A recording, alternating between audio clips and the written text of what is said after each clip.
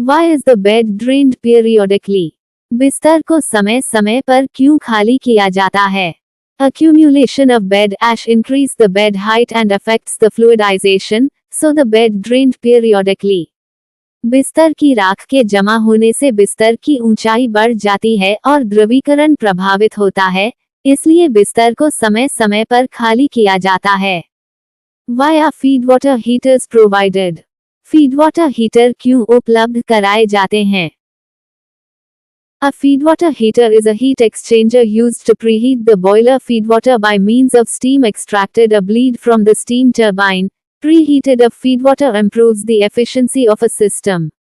फीडवाटर heater एक heat exchanger है जिसका उपयोग स्टीम टरबाइन से निकाली गई भाप या ब्लीड के माध्यम से बॉयलर फीडवाटर को पहले से गर्म करने के लिए किया जाता है। फीडवाटर को पहले से गर्म करने से सिस्टम की दक्षता में सुधार होता है। What is meaning of लोई in ash? राख में लोई का क्या अर्थ है? Loss on ignition, लोई, is a measurement of the unburnt carbon in fly ash, and it serves as an indicator of a boiler's combustion efficiency and performance. ज्वलन हानि, लोई, फ्लाई ऐश में बिना जले कार्बन का माप है, और यह बॉयलर की दहन दक्षता और प्रदर्शन के संकेतक के रूप में कार्य करता है।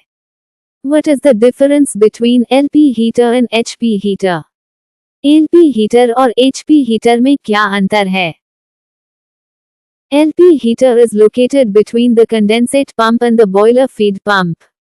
Extracted steam from the low pressure stage of turbine is used here. HP heater is located between the boiler feed pump and the boiler. Extracted steam from the high pressure stage of turbine is used here. LP heater condensate pump और boiler feed pump के बीच स्थित होता है। यहाँ turbine के निम्न दाब चरण से निकाली गई भाप का उपयोग किया जाता है।